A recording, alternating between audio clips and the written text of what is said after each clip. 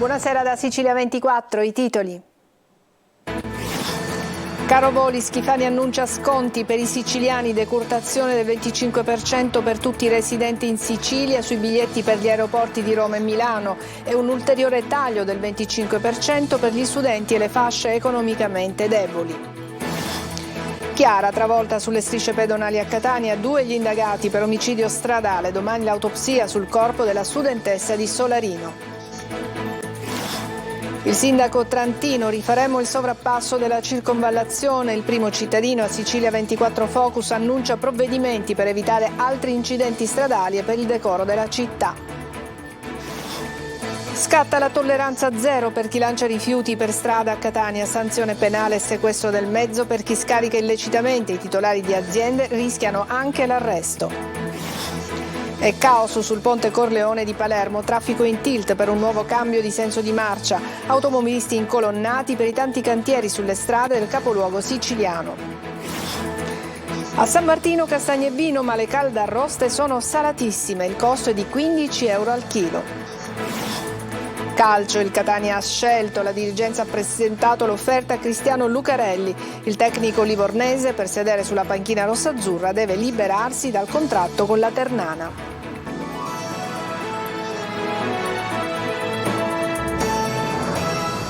Bentrovati, in apertura i provvedimenti della Regione per contrastare il caro voli. È previsto un taglio del 25% sui biglietti aerei per tutti i residenti in Sicilia, per le tratte Catania-Roma e Catania-Milano e viceversa, e un ulteriore taglio del 25% per gli studenti e per tutte le fasce economicamente deboli. I dettagli nel servizio di Mario Viola. Biglietti aerei a metà prezzo per i residenti in Sicilia da e per l'isola a partire dal 1° di dicembre. La regione siciliana scende in campo e mette sul tavolo 27 milioni e mezzo, 15 di risorse proprie e 12 e mezzo di risorse statali a disposizione regionale. Permetteranno il 25% di sconto per i residenti e per le categorie svantaggiate, ovvero con ISEE fino a 9.360 euro, studenti e disabili. Gli sconti saranno cumulabili fra di loro, quindi i biglietti potranno arrivare a costare fino alla metà. Basterà un click per il 25% e speriamo anche per un ulteriore 25%, tanto da poter dimezzare per tutti i residenti in Sicilia il costo del biglietto. Oggi mettiamo una pietra importante sulla mobilità dei siciliani e sappiamo che sarà importante anche collegare ulteriori aeroporti, ma già avendo pensato al polo di Roma, al polo di Milano, possiamo dirci assolutamente soddisfatti. La norma permette quindi di lanciare un bando al quale possono partecipare tutte le compagnie. Chi aderirà praticherà gli sconti direttamente all'acquisto del biglietto ai residenti e otterrà il rimborso dello sconto effettuato dalla Regione sulla base di trasmissione di liste telematiche mensili. Se l'utente si troverà a viaggiare invece con una compagnia che non ha aderito allo sconto, potrà acquistare il biglietto a prezzo pieno e reale e poi chiedere il rimborso della quota regionale direttamente alla Regione. L'operazione sarà finanziata con i fondi dell'insularità, così come previsto dal nuovo articolo 119 della Costituzione. Lo sconto però attualmente è riservato ai residenti in Sicilia per i collegamenti esclusivamente da e per l'isola verso i 3 aeroporti di Milano e i 2 di Roma e dovrebbe durare 13 mesi nel mese di dicembre di quest'anno e fino al 31 dicembre 2024. Ma per il Codacons è insufficiente, l'aver stabilito i rimborsi soltanto sulle tratte per Roma e Milano è una presa in giro. Ma subito dopo lo stesso Codacons smorza i toni e ringrazia la Regione, offrendo poi collaborazione per ampliare la portata dell'intervento. La tragica morte di Chiara travolta sulle strisce pedonali sulla circonvallazione di Catania. Domani sarà eseguita l'autopsia sul corpo della giovane vittima. Intanto noi siamo tornati sul luogo dell'incidente. Tonino De Mana. 2 piante ed un mazzo di rose bianche e rosa. Qui è morta Chiara e nonostante il sacrificio di questa povera ragazza, studentessa universitaria, sulla circonvallazione ancora si continua a rischiare e mentre noi siamo qui a fare questo stand up, un'auto stava per mettere sotto un altro studente universitario. Qualcuno si ferma o rallenta, chi si fa il segno della croce, altri invece continuano a sfrecciare come se nulla fosse. Chissà se il sacrificio di Chiara Adorno, 18 anni, investita sulle strisce pedonali da uno scooter e falciata da un'auto che sopraggiungeva, servirà a qualcosa o se, dopo l'onda emozionale della tragedia, tutto tornerà come prima. Di certo si rendono necessari interventi urgenti e soprattutto sarà fondamentale lavorare sulla sicurezza stradale che poi riguarda tutti. automobilisti, scooteristi e pedoni. Siamo stati sul viale Andrea Doria, teatro dell'incidente, e la sensazione è che se ogni soluzione verrà presa, dossi, cavalcavia, sottopassi, semafori pedonali, autovelox, dovrà essere supportata dal senso civico. Questa ragazza non attraversa sulle strisce pedonali e si stizzisce se le viene fatto notare. Quelle non sono strisce pedonali. In tanti passano con il rosso, altri stavano per farlo. Lei ha avuto quasi la tentazione di passare col rosso? No, ma assolutamente no, mi fermo sempre. E gli stessi pedoni sono a volte distratti, specie dall'inseparabile smartphone. Sarebbe opportuno non distrarsi al telefonino anche quando si attraversa la strada. Sono in compagnia, bisogna guardare il semaforo e aspettare che diventi verde senza il cellulare in mano. Qui c'era un bellissimo cavalcavia, però purtroppo non lo prendeva nessuno perché la gente si seccava a fare gli scalini. C'è chi, invece, prima di uscire, ha ricevuto raccomandazioni supplementari dai genitori. Sì, me l'ha fatta la raccomandazione. Ogni giorno praticamente quando è successo questo incidente ci sono state petizioni che hanno firmato anche i miei familiari. 2 le persone indagate, il conducente dell'SH e l'automobilista al volante della Fiat Punto che ha falciato la giovane studentessa. Fondamentale anche la testimonianza di Francesco, fidanzato di Chiara, ed ancora sotto shock. Un nuovo sovrappasso e semafori intelligenti per riportare sicurezza sulla circonvallazione di Catania. Ne ha parlato oggi Enrico Trantino, ospite della nostra rubrica, l'appuntamento con il sindaco a Sicilia 24 Focus. Sentiamo Lorena Dolci. La soluzione c'era, giaceva nei cassetti dell'università, una serie di progetti realizzati dagli studenti nell'ambito di un concorso di idee bandito nel 2019, 2 anni dopo la morte di Danilo, un altro studente travolto sulla circonvallazione, proprio come Chiara.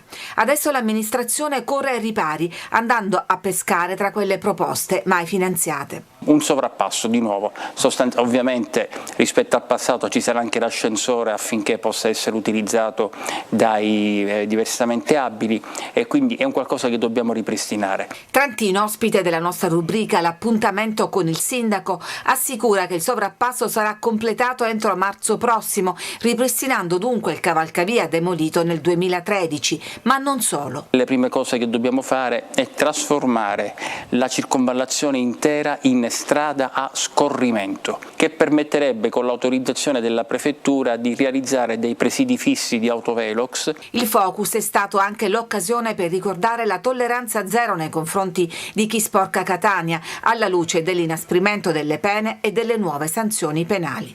Non lo volete fare per Catania? Fatelo per i vostri figli. Se li volete fare vivere in mezzo alla spazzatura, in mezzo al letame, in mezzo allo schifo, continuate ad agire così e allora non aspettate la sanzione, perché da questo momento in poi noi saremo inflessibili. E sentiamo nel dettaglio qual è la stretta per chi abbandona rifiuti a Catania. Sanzione penale non più amministrativa da 1.000 fino a 10.000 euro e sequestro del mezzo per chi scarica spazzatura a tutte le ore e dovunque. Giusy Lazzara. Tolleranza zero per chi abbandona illecitamente rifiuti nell'area metropolitana di Catania. Entra in vigore la nuova norma nazionale del 10 ottobre. Multa da 1.000 a 10.000 euro, prima era da 300 fino a 3.000. Una denuncia all'autorità giudiziaria e sequestro del mezzo se il reato avviene utilizzando un veicolo. La pena è aumentata sino al doppio se l'abbandono riguarda rifiuti pericolosi. Inoltre, in caso di applicazione della sanzione penale, qualora l'azione illecita è commessa utilizzando un veicolo, questo sarà messo sotto sequestro. Una misura che attendavamo da mesi. Non abbiamo finito qui, nelle prossime settimane andremo ancora avanti, ma intanto questo è un primo grande risultato che speriamo serva a far capire che a Catania non si scherza più. E gli automobilisti ripresi dalle telecamere mentre buttano i rifiuti per strada sono decine al giorno. Adesso per loro il deferimento penale. Ci dovrebbero essere un po' di telecamere in più nella città, così per andare a controllare e fare delle contravvenzioni nei confronti di queste persone che ahimè sono molto incivili. Se la prendono col governo, no? E anche la popolazione che sporca. Ci vogliono più vigili e questo è qua, perché io li vedo, giustamente quello mi dice ma tu sei un dottore dell'ordine, no? E quindi finisce là, dove sono i vigili? Dove sono le forze dell'ordine? Certo che queste misure serviranno, anzi ci devono essere queste misure. L'ammenda può arrivare a 26.000 euro e si rischia persino l'arresto se l'abbandono dei rifiuti è di titolari di imprese. Blocco stradale davanti a Palazzo di Giustizia e vernice arancione lavabile sulla fontana dei Malavoglia di Piazza Verga. Sono le due azioni di disobbedienza civile realizzate a Catania da aderenti alla campagna Fondo Riparazione promossa da Ultima Generazione. I giovani, srotolando uno striscione, hanno parlato della gravità della crisi climatica e della necessità dello Stato di prendersi cura dei propri cittadini. Poi, pochi minuti dopo, sono arrivate le forze dell'ordine e hanno portato via i manifestanti. Ancora lavori sul ponte Corleone di Palermo, cambia ancora il traffico in direzione Catania con la chiusura della carreggiata centrale, una nuova puntata dei lavori infiniti sul famoso ponte palermitano che tanto cruccio dà agli automobilisti. Marco Gulla.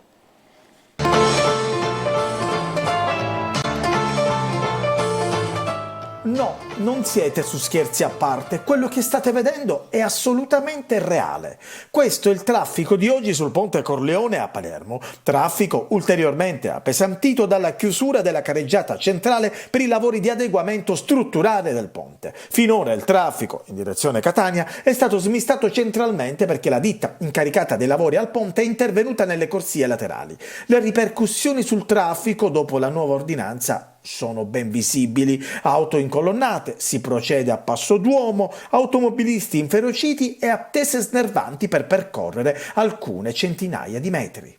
E il traffico del ponte Corleone si riflette anche sulle vie limitrofe, qua siamo nei pressi dell'università ma anche di Piazza Indipendenza, lo vedete dalle immagini, traffico congestionato e anche più di mezz'ora per percorrere 1 chilometro. Io viaggio dagli anni 90, è sempre stato così. È un casino, quindi come vedete questa è la situazione a Palermo ormai da anni, quindi non si capisce se stanno facendo la terza corsia o se è un lavoro di consolidamento del ponte Corleone, quindi non lo sappiamo, però siamo tutti incolonnati.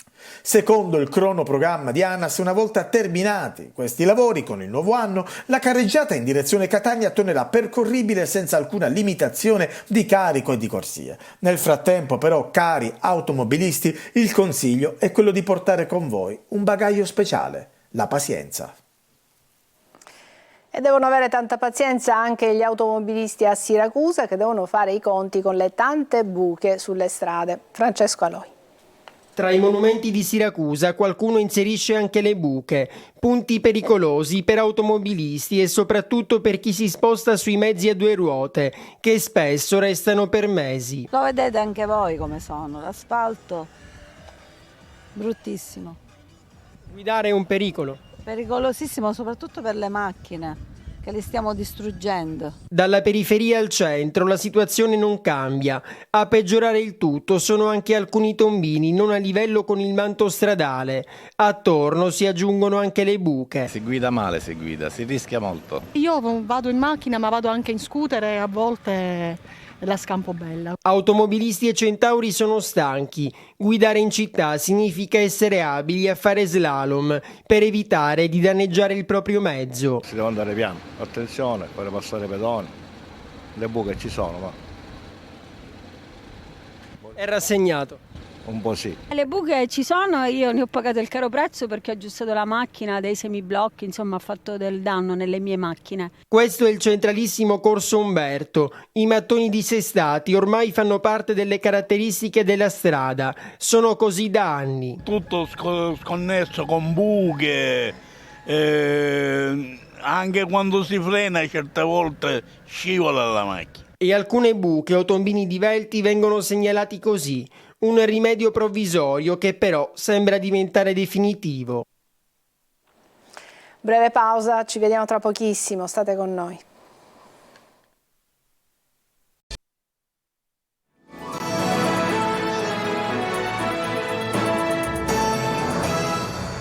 Seconda parte di Sicilia 24, confisca milionaria a Gela ad un imprenditore del settore ortofrutticolo, in passato condannato per mafia, estorsione e usura. Gerry Italia. Beni per 2 milioni di euro sono stati confiscati dalla direzione investigativa antimafia a Claudio Domicoli, 45 anni, un imprenditore del settore ortofrutticolo di Gela. L'imprenditore è un personaggio di spicco della criminalità locale, già condannato per associazione di tipo mafioso, estorsione, usura, evasione, nonché detenzione illegale di stupefacenti e di armi, e destinatario di una misura cautelare personale. Secondo gli investigatori della DIA, l'uomo negli anni avrebbe mantenuto una elevata pericolosità sociale, continuando a gestire ben 2 società, la Ortofrutta Gela SRL e la Domicoli Fruit, che operavano nel settore del commercio all'ingrosso di frutti e ortaggi, nonostante le misure a cui era sottoposto. Eppure il provvedimento del Tribunale conferma esclusivamente la confisca del complesso aziendale e del conto corrente direttamente intestato a Domicoli, mentre è stata rigettata la proposta dei PM di applicare all'imprenditore la sorveglianza speciale per 4 anni. Il provvedimento di confisca arriva a distanza di 1 anno e mezzo dal sequestro dell'intero capitale sociale del complesso aziendale dei beni delle 2 società. Con lo stesso provvedimento vennero sequestrati anche 2 motocicli ed alcuni rapporti bancari direttamente intestati all'imprenditore e ai suoi familiari, oggi dissequestrati.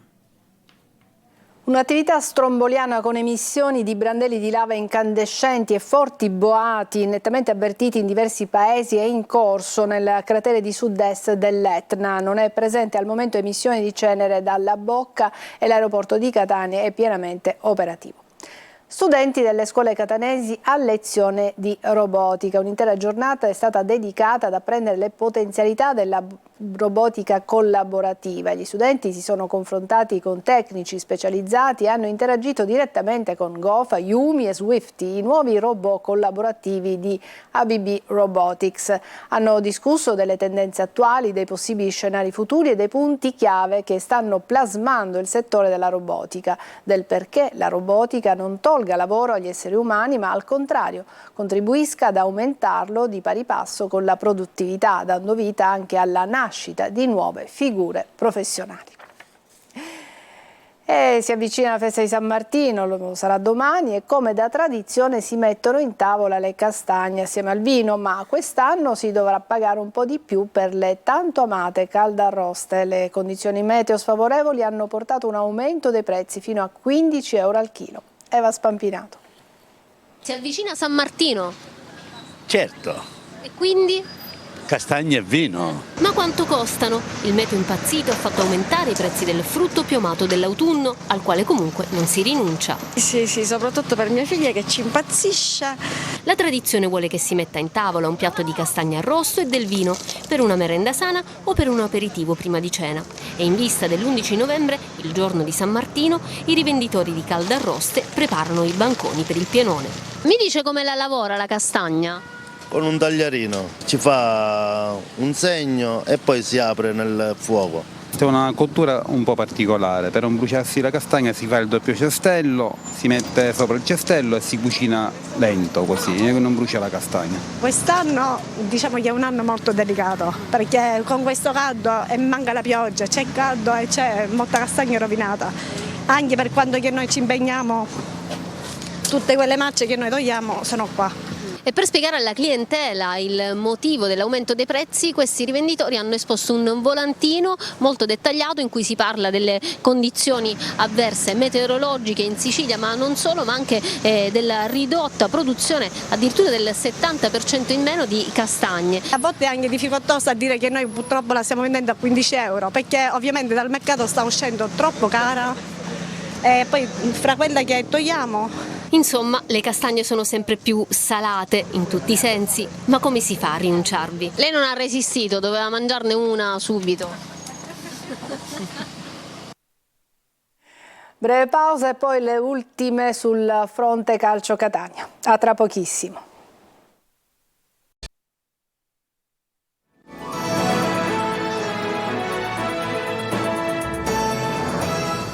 Ed eccoci di nuovo insieme con lo sport. Adesso è ufficiale, il Catania ha presentato l'offerta oggi a Cristiano Lucarelli. Si attende adesso la risposta del tecnico livornese che per sedere sulla panchina rossazzurra deve prima liberarsi dal contratto con la Ternana. Francesco Triolo. Il Catania ha scelto è Cristiano Lucarelli, l'allenatore a cui Grella vorrebbe affidare la guida della squadra rossaazzurra dopo l'esodo di Luca Tabbiani. L'offerta c'è, è stata presentata ufficialmente al tecnico e va anche nella direzione che chiedeva lo stesso Lucarelli. Non 2 anni di contratto, visto che comunque l'allenatore è legato sino al 2025 alla Ternana, ma 3 sino a giugno 2026, perché c'è da costruire un progetto con basi solide che abbia anche un obiettivo nel breve medio periodo. Lucarelli è stato accontentato, insomma, con Grella che ha messo sul piatto anche la cifra richiesta dall'allenatore livornese, che però non ha sciolto ancora la sua riserva. Non è detto che lo faccia a breve, ma per l'ufficialità i tempi dovranno essere necessariamente più lunghi, anche perché dovrà essere risolto il legame contrattuale che lo lega alla squadra umbra e serviranno almeno un paio di giorni. Sulle sue tracce nelle ultime ore si era messo anche il Brescia, ma non sembra sia stato un ostacolo di fronte alla prospettiva del progetto Catania. In attesa di Lucarelli, intanto occorrerà pensare anche al campo in panchina domenica pomeriggio a Cerignola. A questo punto sembra scontato debba sedersi nuovamente Michele Zeoli, che ha guidato la squadra mercoledì sera al Massimino nella vittoriosa partita di Coppa contro il Picerno. Sono stato chiaro con i ragazzi, ho parlato prima in Coppa Italia di un punto di partenza, adesso ho chiesto loro la conferma di ripartire, il presente è questo e dobbiamo affrontarlo di petto, andando lì e portando a casa punti. E dopo il telegiornale torna Preview, la nostra anteprima sportiva del weekend. Nella trasmissione condotta da Marco Carli, le ultime news sulla situazione legata all'allenatore, tutto sul prossimo match con il Cerignola e un importante spazio dedicato al prossimo impegno della Saturnia di pallavolo. Preview dunque è in onda subito dopo questo telegiornale. E noi ci fermiamo qui, grazie per averci seguito, a tutti una buona serata.